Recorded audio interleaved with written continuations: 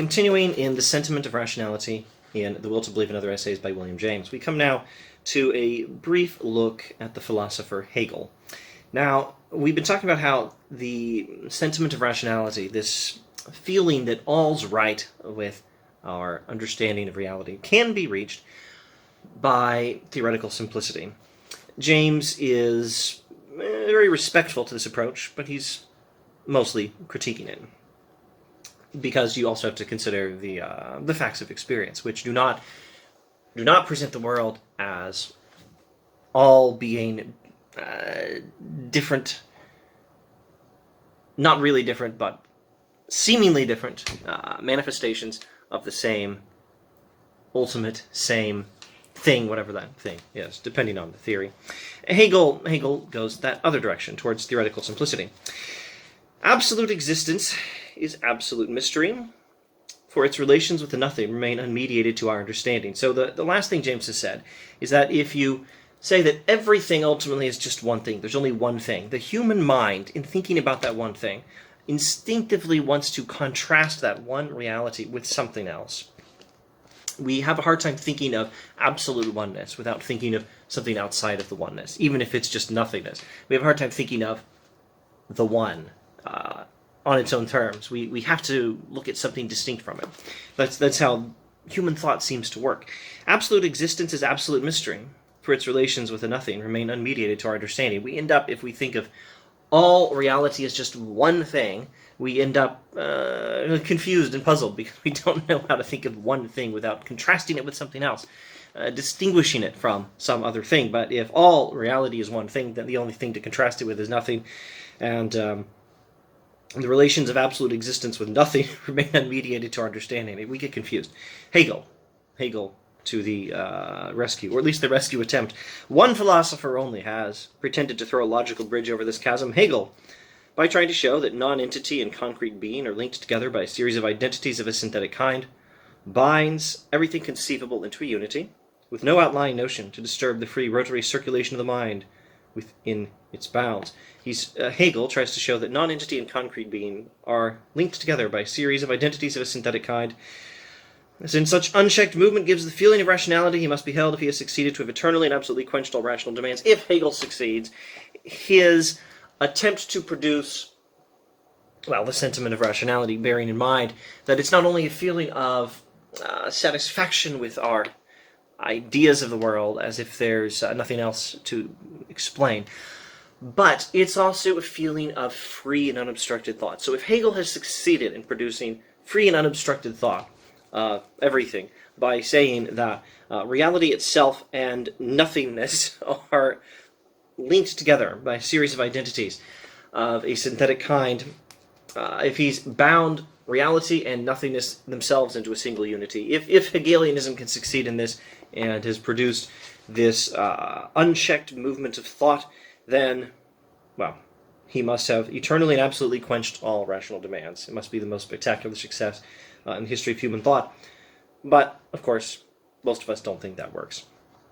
For those who deem Hegel's heroic effort to have failed, naught remains but to confess that when all things have been unified to the supreme degree, the notion of a possible other than the actual may still haunt our imagination and prey upon our system. Those of us who think that Hegel's efforts here are not a success at producing unchecked motion of thought are left with the idea that whatever ultimate unity the philosopher has made of things, that unity must still be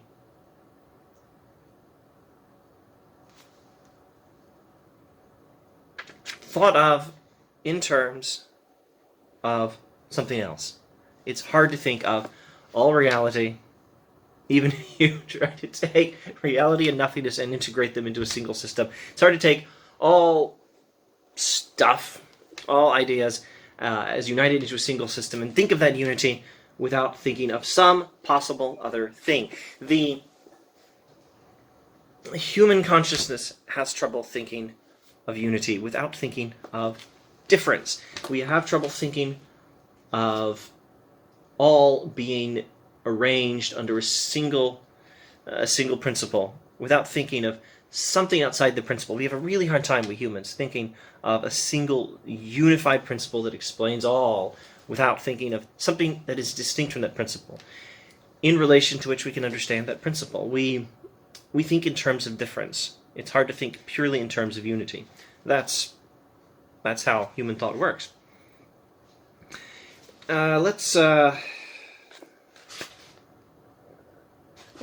at just a bit more in this video. Let's look at one other strategy for integrating things, less philosophical, less Hegel, and more religion. But mediating attempts may be made by more mystical minds. The peace of rationality may be sought through ecstasy when logic fails. To religious persons of every shade of doctrine, moments come when the world as it is seems so divinely orderly, and the acceptance of it by the heart so rapturously complete that intellectual questions vanish. Nay, the intellect itself is hushed to sleep. As Wordsworth says, thought is not an enjoyment, it expires, etc., etc. There is a way of trying to see the unity of things and achieve this theoretical simplicity of thought, this satisfaction with our account of things, not by means of logic and philosophical speculation, but by means of, well, religious experience, mystical perception of the unity of all things. And in fact, this approach doesn't actually work all that well either.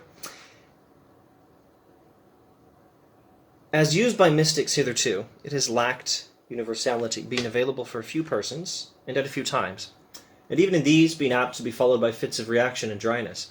And if men should agree that the mystical method is a subterfuge without logical pertinency, a plaster but no cure, and that the idea of non-entity can never be exercised, empiricism will be the ultimate philosophy. The attempt to perceive unity in all things, thereby bringing about the sentiment of rationality, the perception that we have free thought in conceiving of all reality under a single heading. If the attempt to do this by religious mysticism only works, or since it only seems to work for a few people at a few times, not even those people at all times, and if there's no logical account, a subterfuge without logical pertinency, it's not a logical account, it's a mystical perception of some sort, then what are we left with? Well, empiricism will be the ultimate philosophy. That is the alternative. So he's considered the Hegelian philosophical attempt. Very briefly, he's looked at the Hegelian philosophical attempt and not really made an argument against it that I can see, so much as recognized that it doesn't seem to work psychologically for us. I think that's basically his objection. It's not an argument that it's false, so much as an observation that it doesn't seem to work psychologically for most of us. And then he gives these objections to the religious mystical approach, to seeing all reality under a single heading by mystical religious experience. It only seems to work for a few people, and even for them only at certain times, and there's no logical explanation. It's just a temporary subjective perception of some sort, and that leaves us with empiricism. Empiricism will be the ultimate philosophy. Take reality as we find it. And how do we find reality? We find it not as a single unified whole. We find reality as presenting us with distinct things. Not all is a single unity. Existence will then be a brute fact, to which as a whole the emotion of ontologic wonder shall rightfully cleave, but remain eternally unsatisfied. In fact, we'll never be eternally satisfied. We'll never have a perfect sentiment of rationality if we are proper empiricists, taking reality as we perceive it, as we experience it, where we do not experience reality as a complete unity. We'll never have the perfect satisfaction that these philosophical theorists are trying to achieve by trying to explain everything away in a single category, or explain everything away in a single category. No, we're going to accept the world as we perceive it, as we experience it, if we are empiricists, and recognize the difference between different things in the world, and we will remain eternally unsatisfied by an account that explains everything. We'll be stuck with some difference between the different things that exist. With this, we seem to have considered the possibilities of purely theoretic rationality. But we saw at the outset that rationality meant only unimpeded mental function. Impediments that arise in the theoretic sphere might perhaps be avoided if the stream of mental action should leave that sphere betimes and pass into the practical. Let us therefore inquire what constitutes the feeling of rationality in its practical aspect. And now we must suddenly go back and reinterpret the last paragraph. In the previous paragraph we say, empiricism will be the ultimate philosophy, existence will be a brute fact, and we shall remain eternally unsatisfied. But that's if we have philosophical priorities. Maybe actually we can be satisfied with a thoroughly rational account if we recognize that the free motion of thought that constitutes rationality, or the feeling of unimpeded thought and satisfaction with our explanation that constitutes the sentiment of rationality, if we allow for the possibility that that freedom might be something that is attained not only by sitting and thinking as some philosopher in an armchair in a philosophy office, sitting and thinking and seeing that all fits together. Maybe the freedom of thought can be more of a practical affair. Get out of the office. Don't just be a philosopher sitting in an armchair. Impediments that arise in the theoretic sphere might perhaps be avoided if the stream of mental action should leave that sphere sometimes and pass into the practical. Maybe the stream of human thought, in order to be unobstructed, is allowed to live, is allowed to practice, is allowed to guide activity in the world, to guide a practical activity in the world, is allowed to be a part of human life. And maybe if it can successfully guide human life, it could be considered quite sufficiently free and unobstructed. Maybe we can achieve the sentiment of rationality through more practical means and less theoretical. I suppose we'll continue on that topic in future videos.